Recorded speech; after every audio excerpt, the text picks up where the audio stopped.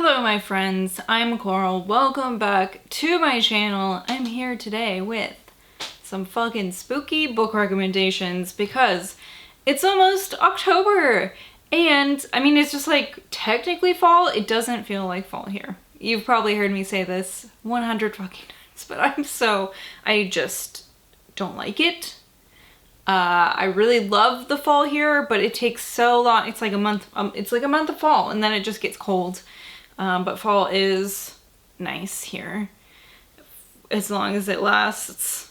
You don't have to wear like your snow pants on Halloween, you know, which is very cool coming from a kid who grew up in Minnesota. But my point is, it's almost October, which is the most wonderful time of the year. And today I decided to, I mean, I've done this before, but I decided to do it a little bit earlier than last year. I think last year I did this in October, but I'm thinking like, if I'm recommending these, maybe people will want to get them before October so that they can read them in October, because that's what I would like if I were watching this video. So here I am with some spooky recommendations for you to read in October. So first isn't a specific recommendation of a specific book, but maybe more of like a broad recommendation to probably like pick up a 90s teen horror book, something like Fear Street or Point Horror or something like that. This one I read recently and it was really good, but it definitely didn't feel Halloween-y to me because it takes place in the winter and like they're skiing. So like the whole story revolves around them being in the snow in the winter in a nice cabin house. But this one I picked up, I haven't, you know, done a haul video for it yet, but this is Halloween Party by Stine. I'm talking about like this sort of thing. This I'm definitely going to be reading in October this year. These are just fun, they're short, they're sweet, they don't take a lot of processing power, which is something I appreciate. You know, sometimes you can get into a really thick, dense book and it's fine, and sometimes you just need to work at a lower capacity, and these are perfect for that. So yeah, this one looks especially good. I'm so excited for this. So yeah, definitely pick up like even a Goosebumps. A Goosebumps might be good too. Any Fear Street, point horror, point thriller, I don't know, Christopher Pike book.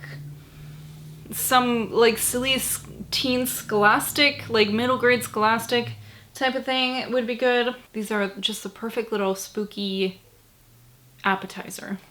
Next, I'd like to recommend My Heart is a Chainsaw by Stephen Graham Jones. And sure, this was hugely buzzy when it came out last year and it deserves it. But I think the thing that makes this perfect specifically for October, even though this is a book that kind of takes place in the summer, is that the protagonist in this, Jade, is obsessed with slasher films, and it is just like you could tell Stephen Graham Jones, he just dearly loves this type of movie, and Jade talks about it all the time. And so it's like, right, you're reading this and then like Jade's telling you about all these movies that probably most of us have not seen all of them.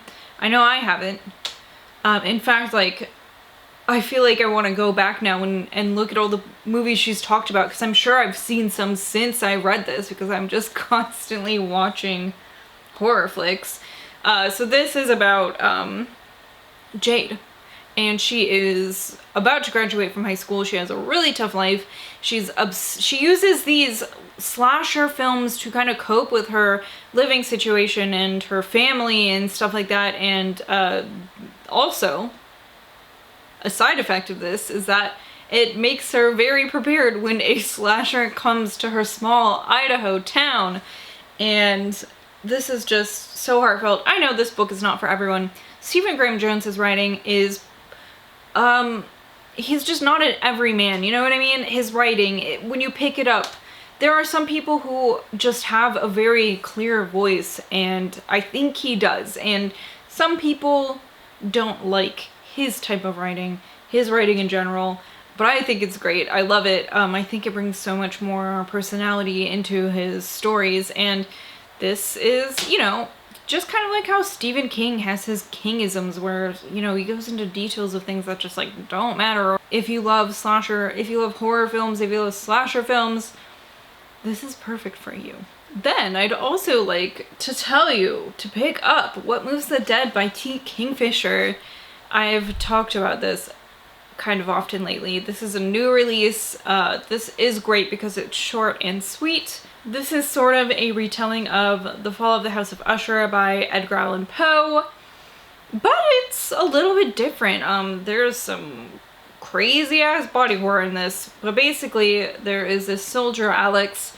They're going to see their like childhood friend, Madeline Usher, who's gravely ill. Also, he has a friendship with her brother, Roderick, who he just is starting to look really worn down, and Alex isn't sure if it's them living in this like family manor that's like a wreck, or if it's the fungus and the mold that's growing on their property, or if it's just taking care of his like deathly ill sister. But he's just like not looking good, and this is great. It has like a great friendship between these characters. It's got some really interesting, like, I don't know, I'm not exactly sure how to describe this without giving too much away, but when you find out what's going on with these characters, the mechanics of that is very interesting and very creepy. There's body horror and it's gross. So this is great. I for one really love reading short books in October, and so this is the perfect length, I think, for an October read, for me at least. So maybe it would be the perfect size for you. It's just quick and easy and disgusting. Alright, the next one I'd like to recommend is Wounds by Nathan Ballingrud. I'm trying to get some variety in here, like not all new release horror books that I like, you know what I mean? So this was a short story collection that I think I read last year, and there's only a couple stories in here, but what I think makes this one really cool is that they all have this like similar theme where they're talking about hell, and it's like in some of them these people are in hell. In some of these stories hell is like come to earth, and it's like kind of an apocalyptic event almost, and I don't know, it's just very interesting. There's like magic-y stuff and like necromancy and dangerous apocalyptic situations, and I really like this. I don't love short story collections often, so maybe that can tell you possibly how much how good I thought it was, because I actually like this one. This is one where you can, you know, read a story before bedtime for, I don't know, 6 nights. There's 6 stories, and you know, it can lull you to sleep and you'll have dazzling October nightmares or something, I don't know, but yeah, I really like this, and I think it would be a great spooky read for October. Okay, these next 2 books are books that have actually scared me to the point where it makes me paranoid about my house, about like home invasion and things like that. And it could be that I wasn't thinking about this when I picked these. I was just like, oh man, these books really scared me. But it was when it was during a time where Zach was working out of town, so he wasn't home at night. He was working in LA, and both of these books I had to like stop reading because I got too scared. I was reading them at night and he was not home, and I got too fucking scared. So first one is a classic, Gerald's Game by Stephen King. I think that this is, I don't know, I can't think of another Stephen King book that has made me so frightened. There are, of course, ones that I like better than this. Pet Sematary evokes just like great emotion for me, but it's not necessarily like fear, it's more like grief or like being afraid of losing your family and things like that. But this one like made me scared. I had to stop reading it. I had to turn the lights on. I had to like double check all the windows before I went to sleep. This one really fucking scared me. This is about a woman. Gosh, it's been a while since I've read it.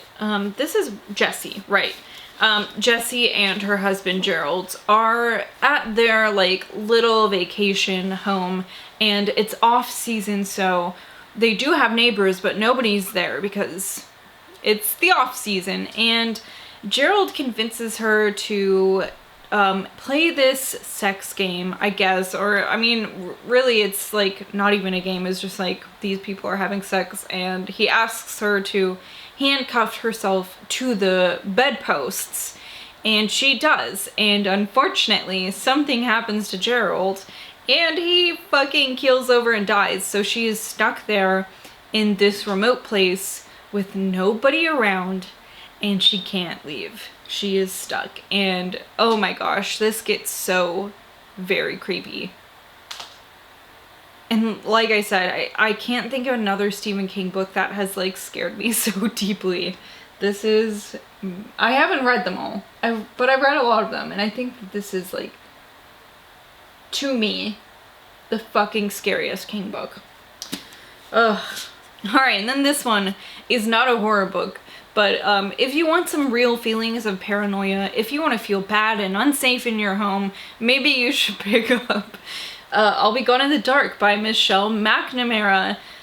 Oh my gosh, this is her study on the Golden State Killer, who luckily was caught, but unfortunately she died like weeks before he was apprehended, before they were able to find out who he was and he was apprehended. But really, she was the reason that this happened. And so it's so like tragic. I can't imagine working so hard on something for so long and dying right before you get answers about this.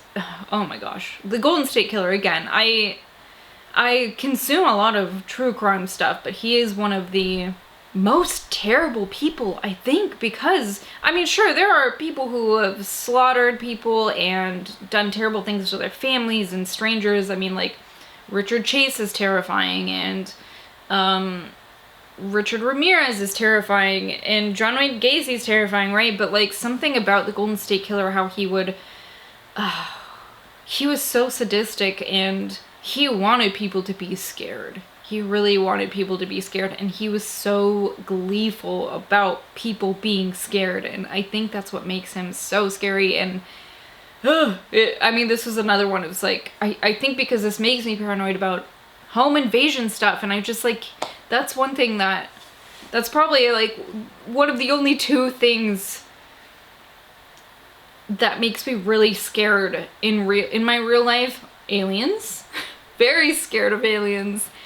And home invasion. Very terrified of that. And I don't think I've moving into this house, especially, not that anything bad has happened, but we live like on a corner lot, so like there's a lot of people who walk past like the side of my house where my fucking bedroom window is, and it's scary sometimes, but sometimes it's also funny. Oh my gosh, we hear like like a couple months ago there was some guys like loudly like crying in Spanish. He must be like someone on our block, which is kind of funny and sad for him. He must have been having a hard time. And oh my god, a couple weeks ago there was a guy, I heard him walking past our house. It was like 6:30 in the morning, right? And I hear him walking, and then I hear him throw up, and I hear him walk a few more steps, and he throws up again, and then he walks off. Luckily, like, it wasn't in my yard or anything. It was like on the street, but it's like, oh, well, there we go. There's also somebody who like was detailing cars on the side of our house. Like, he would park at the side of his house for a couple weekends. He did that and would be like detailing cars, and it's like, okay, well, like, we're here, but like, you're not doing anything wrong. It's just kind of weird. I don't know. Anyways, that's my life. So those are some creepy books you can get in time for October to give yourself the real creeps. The real creeps. Some of them not so creepy, but good. Some of them are very creepy, especially to me, which is why I put them on this list. Let me know if you've read any of these and what you thought. Let me know if you have any other recommendations for things that were truly spooky to you. Otherwise, I guess I will catch you all later. So thank you for watching. I hope September's treating you well. I will see you later. Goodbye.